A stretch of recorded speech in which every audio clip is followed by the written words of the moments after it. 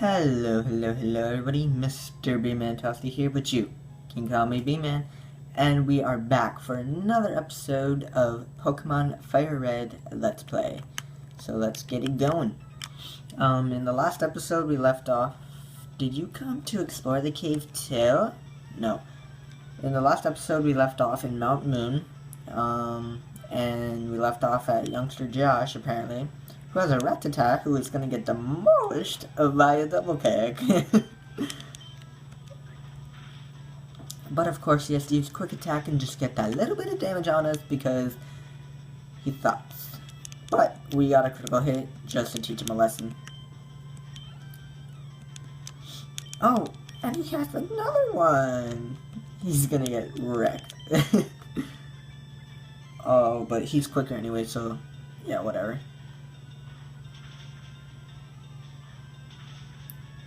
Oh yeah, that's what I'm talking about.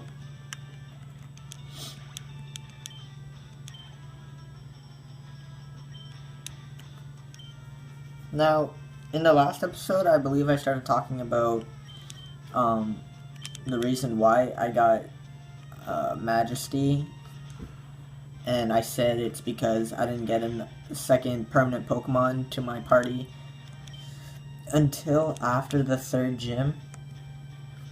Which is true, but also the other reason I got Majesty is because when it becomes Nidoqueen, it also gains that ground typing, which will also help me in the third gym. So it's like two birds with one stone, you know what I mean? And we defeated youngster Josh. Losing stinks. It was so uncool. Dang right it is. And then you're gonna come up here. Oh, okay. Whoa, you shot me! Oh, you're just a kid. Like, what did he think I was? That's what I want to know. What did he think I was? So he has a couple Geodudes, and we could go to, what's its face? Venero. But I think Majesty can handle this just as well. I mean, not just as well, but pretty easily. Venero would have one-shot this guy. But yeah, I kind of want Majesty to catch up in levels before the next city, because I'm going to need her. And we got another Geodude to face. Pretty simple, pretty easy, just like the first gym. Oh, nice! I love when you get critical hits when you actually need them. Like, that turned that into that turned that from a 2-turn battle to a 1-turn battle, which is awesome, in my opinion. Ooh, poisoned you, but, oh yeah, we actually are gonna need it. Not really, but still gonna be a 2-turn move. Or 2-turn battle. And not a lot of people know this about Onix, but he is a surprisingly fast Pokemon. Like, he will outspeed most of your Pokemon at this point in the game. And she's level 16, and I think at level 16 something very special happens. Wow, shocked again. Yup, there it is.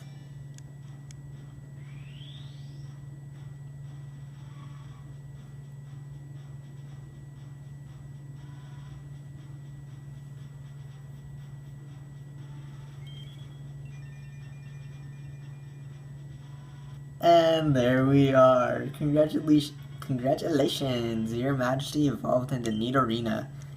So, there we are. Majesty just evolved.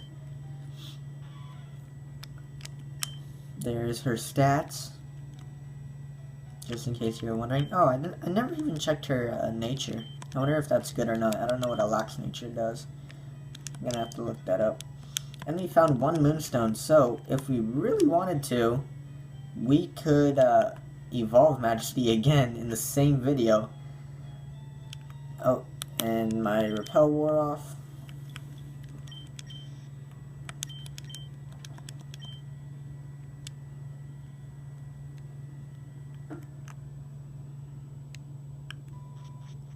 I don't know why I paused there.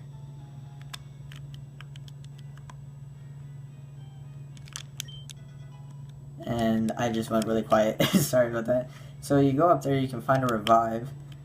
And you know what? I will be right back. Sorry. Alright guys, I'm back. Sorry about that. I really wanted to check if it was worth evolving Nidorino right away or not. But I think I want to get her up to level 22 first so she can learn Bite, which will come in handy for if I need to take down any psychic types or something like that. And now we're outspeeding these Rattatas, which is awesome. But yeah, I was gonna evolve her right away, but then I checked and she learns Bite at level 22, so I thought that might be worth waiting for. So yeah, we're waiting for it. And Majesty could have easily taken out a Sandshrew, but I don't know why I switched into Venero. But I did, and it worked just as fine. Even better, probably. And we defeated another Team Rocket grunt. I'm steamed. What does that mean? You're angry? Is that what that means? Not even sure. Never heard that phrase before. Oh, and our repel wore off. Awesome. This is why it's worth stocking up on repels. Oh, and there's a Team Rocket gun. We, Team Rocket, shall find the fossils. Reviving Pokemon from them will earn us huge riches. And that's a little foreshadowing there, talking about fossils in here. But this guy has, but you'll see that later in the in this episode. And this guy has a Rattata, which we will knock out in one hit, very easily, very simple. Majesty didn't quite grow to the next level.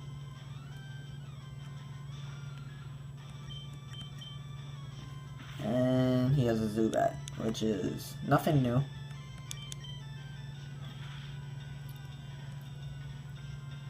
I'm kind of running out of things to talk about right now. I mean, you can only fight so many Zubats and the Sandshrews in one cave. This is like both this episode and last episode is both in the same recording session, so I'm kind of going back to back here. So yeah. Now I'm mad. It took my jam. No, not over here. If you come over here, you can find yet another Moonstone, which is pretty awesome. And if you come up here, this is the foreshadowing I was talking about. Hey, stop! I found these fossils, they're both mine! And there you go. So, this guy found some fossils, and if you manage to beat this guy, which is not very hard to do, you get to choose which fossil you want. And this guy does have a couple very unique Pokemon that you haven't seen yet, one of them being Grimer, and you'll see the others in a second when I defeat Grimer. So, yeah. Grimer is the counterpart to Coughing, just like Magnemite is the counterpart to Voltorb, or Magmar is the counterpart to Electabuzz. So they're both like that. And Grimer is, if I'm not mistaken, the more special defensive Pokemon, and Coughing is the more physical defensive Pokemon.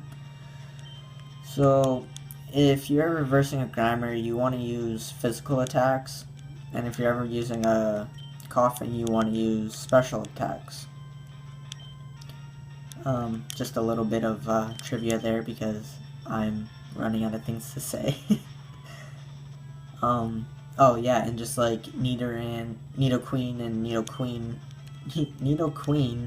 and Nidoking are counterparts to each other. They do that a lot in Pokemon. There's a lot of Pokemon like that. Off the top of my head, that's all I can think of right now. Oh, and there you go. Coughing is yet another Pokemon you have not seen yet. And that was kind of foreshadowing because I knew Coughing was coming out with what I just said earlier.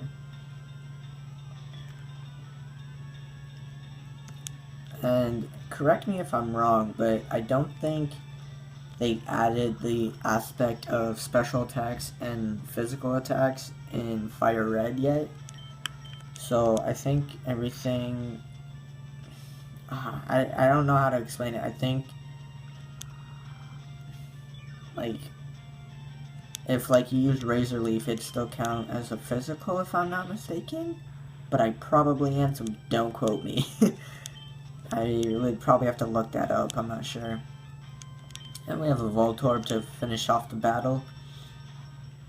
So we'll throw out Majesty yet again. And I think Majesty can take him out really easily, so we'll just keep her in to fight. And for the longest time, that move he just used Charge, I did not know what it did. But apparently it raises your special attack, and it also increases the damage of your next electric type attack, if I'm not mistaken. But yeah, cause all it says is it began charging power, so I never knew what it did. We'll each take a fossil. No being greedy. Now, do you want the Helix fossil or the Dome fossil? If I'm not mistaken, which I probably am, the Dome fossil will give you Ammonite, which will evolve into Amistar, and the Helix fossil will give you Kabuto, which will evolve into Kabutops, which I actually prefer. So, the Kabutops is, yeah, so he'll take the other fossil, and once you choose which fossil you want, so you can't take them both. And Kabutops is the more physical attacker, and Amistar is the more special attacker. But I think once I go up this ladder, we'll be out of the cave. And yep, there we are. Back to Route 4.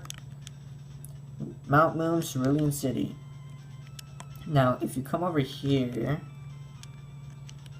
you can talk to these guys, and a kick of brutal ferocity, packed with destructive power. When you get right down to it, Mega Kick is the ultimate attack. Don't you agree? Okay, I'll teach it to your Pokemon. So these guys are both move tutors, and I guess I can't learn that. Packed with destructive power. When the chips are down, Mega Punch is the ultimate attack. You agree, yes? So basically, this guy will teach you Mega Punch, the other guy will teach you Mega Kick. And none of my Pokemon can learn those moves, although I think Nidoqueen can, but I want to get Bite before, so I'll just come back there after I'm a Nidoqueen. So once you come over here, once you jump down, there's no going back. So make sure you are completely done with that first half of the Kanto region. There's no going back until you get, HMs and stuff. But I think I'm all done, so let's hop it. And then now we are in Cerulean City, and we will explore Cerulean City in the next episode. So I hope you guys enjoyed this episode, and I will see you next time. Bye-bye.